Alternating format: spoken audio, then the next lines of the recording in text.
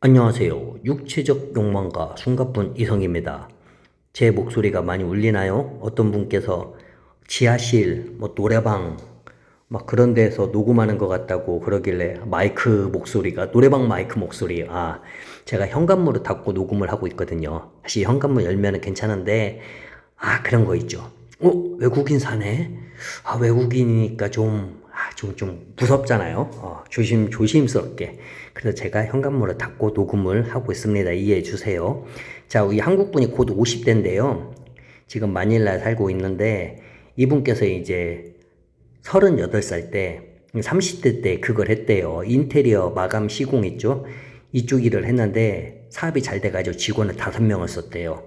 근데 이제 40살 정도 됐을 때, 39살인가? 40살 됐을 때, 친구가 사업을 좀 크게, 같은 비슷한 업계에 있는 친구가, 친한 친구가 사업을 크게 벌렸는데, 거기에다가 보증이란 보증이고, 투자라면 또 투자고, 아무튼 그게 잘못돼가지고, 친구는 완전 망하고, 이분은 98% 정도 망해가지고, 다 정리해가지고, 직원들 한 명 빼고, 다 이제 퇴직금을 줘서 보냈고, 뭐 한 명은 그러면 데리고 있었냐, 그게 아니라, 비슷한 일을 하는 아는 분한테 좀 이렇게 제 직원이었는데 일을 열심히 한다. 근데 제가 상황이 안 좋으니까 좀 일 좀 해도 되겠냐 해서 아는 분한테 이렇게 넣어줬대요. 아는 분 가게에다가. 참 괜찮죠? 자, 어쨌든 이분께서는 돈을 다 이렇게 퇴직금 같은 거 주고 나니까 거의 한 950만 원 정도 남더래요, 손에요. 950만 원. 그리고 원룸. 원래는 이제 뭐 오피스텔 같은 데 살았나 봐요. 근데 이제 원룸으로 옮기고. 그래서 맨날 소주를 마셨대요. 950만 원 남았잖아요.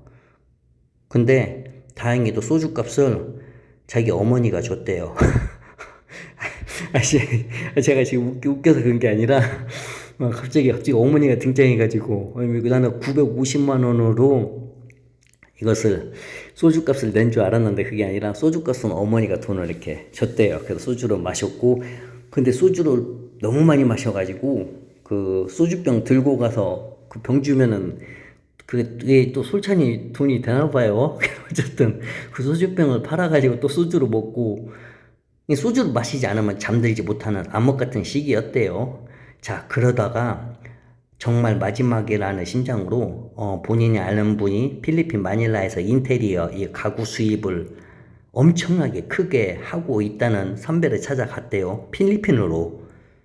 본인도 이제 그래도 기술도 좀 있고 하니까 선배 회사에서 좀 이렇게 좀 먹고 살고 자기도 나중에 뭔가 마닐라 이게 필리핀에서 뭔가 희망을 한번 마지막 희망을 한번 나도 잡아보고 싶다 그런 생각으로. 근데 선배한테는 이렇게 말을 했죠. 얼굴 한번 보러 간다고, 놀러 간다고. 근데 선배는 이분 사정을 잘 몰랐나 봐요. 이분께서 지금 상황이 안 좋다는 것은. 오라고. 그래도 선배 입장에서도 안 본 지 오래됐으니까. 그래서 마닐라 간 다음에 같이 밤에 술을 마시는데 이제 말을 했죠. 내 상황이 이렇게 됐고, 선배도 아는 제 친구, 그 얘기하고, 그래서 선배랑 밑에서 직원으로 좀 있으면 안 되냐 했더니, 이제 그때 이제 선배도 얘기해 주는 거죠. 사실 한국에서 내가 뭐 이렇게 필리핀에서 엄청나게 돈을 많이 벌고 그렇다고 소문이 났는데 그렇지 않다고. 나도 좀 상황이 안 좋다. 근데 너가 상황이 나보다 훨씬 안 좋으니까 내가 한국만큼 돈을 못 챙겨준다. 단지 너가 마닐라에서 살 수 있을 만큼 뭐 의식주 정도 이 정도로 해서 같이 하자. 이 정도 선배면 어디야. 자, 아무튼 그렇게 했는데 이게 돈이 좀 되는 거 점점점 선배 사업이 커지는 거예요. 근데 이때가 언제냐면은 그 중국 그 포고 있죠, 포고. 이 포고가 점점점 이제 커지려고 막 그때 했어요. 그래서 이게 직원을 한 명 더 해야겠다, 선배가. 그래가지고 뭐 구매 겸 격리 겸 뭐 재무까지 아무튼 뭐 이런 걸 싹 할 수 있는 여성을 한 명 뽑았어요. 근데 이 여성이 이제 로제, 이름이 로제인데 24살이에요. 그때 이제 그 로제를 처음 알게 되었죠. 근데 이제 빈민가 출신인데 어디 지역인 건 말하면 또 알 것 같으니까 또 이것도 프라이버시 때문에 이건 좀 생략을 할게요. 대가족의 생계를 혼자 책임을 지고 있고 마닐라의 다른 가구업체 이쪽에서 일을 했었대요. 그래서 소개를 받아가지고 면접을 보러 온 거래요. 그래서 그렇게 뽑힌 거고, 그러니까 대가족의 생계를 혼자 책임지고 있고, 또 밤에는 한국어하고 영어 공부를 또 혼자 독학으로 할 만큼 아주 양 지독하리만큼 생활력이 강하고 맑은 친구였다. 사실 이제 그런 거 있죠. 아, 진짜 괜찮다. 그런 거 좀 느껴졌대요. 솔직히 자기가 그 로제의 일하는 걸 보고 아, 진짜 괜찮다. 이런 나름 사심 같은 거 있잖아요. 그러면서 또 속으로 내 아까림도 못하는 처지야 이게 지금 또 이제 이런 생각.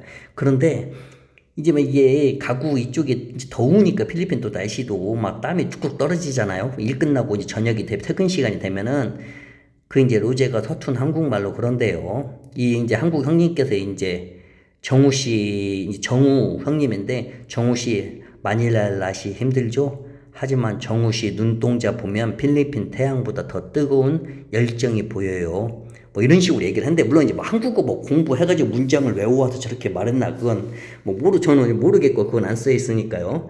어쨌든 그렇게 이제 둘의 사이가 이제 썸을 타고 연인으로 됐고 이 선배의 도움으로 해가지고 성당에서 신부님 그다음에 이제 한국 부모님 그다음에 이 형님 가족 그다음에 이제 여성분 가족 이렇게 해서 그걸 서약을 맺은 거예요. 이제 결혼을 한 거예요. 처음에 사귈 때는 결혼해서 한국으로 갈 생각도 좀 있었대요. 한국에서 다시 한번 시작하자 그런 생각도 있었는데 막 중국 포구업체들이 막 엄청나게 이게 막 생기고 막 우후죽순으로 막 그래서 이게 이게 막 늘 일감이 이제 막 쏟아져 들어오는 거예요. 그래서 선배도 그런 거예요. 너 내 밑에 있지 말고 너도 잘 하니까 하나 해라. 사무실 하나 해가지고 좀 내가 좀 도와줄게 해가지고 선배가 또 일정 부분 돈을 좀 투자해줘가지고 가게를 열었어요. 좀 작게 해가지고 아내랑 같이 이제 일을 시작한 거예요. 근데 이게 참 그런 거 있죠. 또 중국인들도 필리핀 안에서는 어떻게 보면 외국인이잖아요. 한국인도 외국인이고 한국인하고 왜 중국인하고 관계가 참 껄끄러우면서도 그러면서도 또 나름 또 오랜 역사 동안 아시죠? 예, 그러면서도 또 외국에서는 또 우리 또 한국인 또 우리 같은 중국인 같은 동양인 막 이런 게 또 있잖아요. 또 그렇게 또 많이 챙겨줬대요. 또 중국 사람들이. 그런데 이제 진짜 가장 힘든 게 뭐냐면 이제 바로 이제 일 시키는 이 인부들이 문제였다 그거예요. 어느 날 이제 마닐라 쾌준시티의 한 상가 리모델링 현장이었대요. 그래서 현지 인부 3명이 이 자재를 빼돌리다가 이 형님한테 딱 걸린 거예요.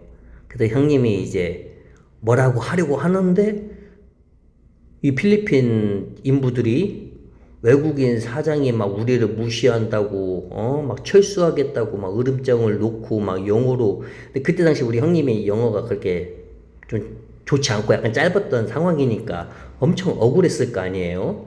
막 분해가지고 막 손도 부들부들 떨고 있는 상황이었대요. 근데 그때 아내가 도시락을 싸들고 현장을 방문한 아내가 그걸 목격한 거예요.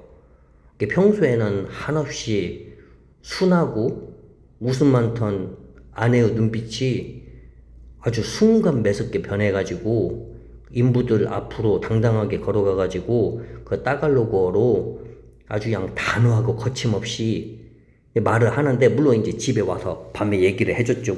어떻게 무슨 말을 했다. 그러니까 뭐라고 말했냐면 여러분들 이봐요. 당신들 지금 누구 밑에서 일하고 있고 누가 돈을 주고 내 남편은 한국에서 10년 넘게 큰 건물들 짓던 베테랑 기술자다. 당신들이 대충 부린 장깨는 내 남편 눈에 다 보이고 내 남편이 외국인이라 참고 존중해 주니까 우스워 보이냐? 내 남편은 당신들 가족까지 챙겨주느라 필리핀 법정 시급보다 더 돈도 많이 주는 사람이고 당장 사과하고 일 마칠 때까지 일 다 하고 아니면 지금 보따리 싸고 쌀 건지 지금 바로 정하라고. 그러니까 아내가 이 가난한 빈민가 출신이지만은 아주 똑부러졌대. 어렸을 때부터 공부를 하고 싶은데 돈이 없어가지고 이 학교 간 친구들 있죠. 동네 친구들, 학교 다니는 친구들, 걔네들이 학교에서 적어온 것들 공책 있죠. 그거 갖고 오면 잠깐만 빌려달라 해가지고 그것을 박스에다가, 왜냐면 또 노트가 비싸잖아요.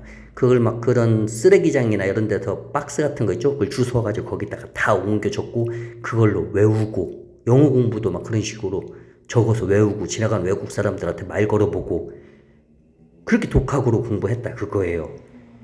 그러니까 그렇게 힘들게 산 아내가 본인을 필리핀에서, 본인이 어떻게 보면은 참 외국인, 필리핀에 사는 외국인이고 힘없는 본인을 필리핀 사람들로부터 아주 그 자존심과 체면을 확 살려줬다 그거죠.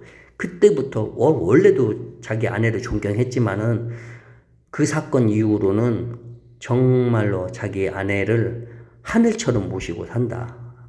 진짜 이런 여성 만나면 최고죠. 다들 이런 여성 만나려고 우리가 필리핀 오라 필리핀 아니겠습니까?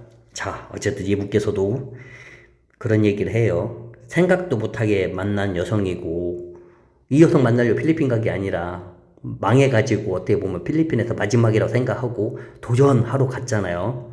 근데 참 인생 어떻게 될지 모른다. 또 중국도 폭우 업체 때문에 또 이렇게 먹고 살게 되고. 자, 어쨌든 우리 이분께서도 인생 어떻게 될지 모르니까 필리핀에 관심 있는 한국 분들은 더 늦기 전에 들어와서 한번 경험해보는 게 낫지 않겠냐, 그런 이야기를 해주고 싶어서 사연을 보냈습니다. 자, 그럼 또 다음에 다른 이야기를 찾아뵙겠습니다. 그럼 다음까지 건강하시고 좋은 일 가득하길 바랍니다. 안녕히 계세요.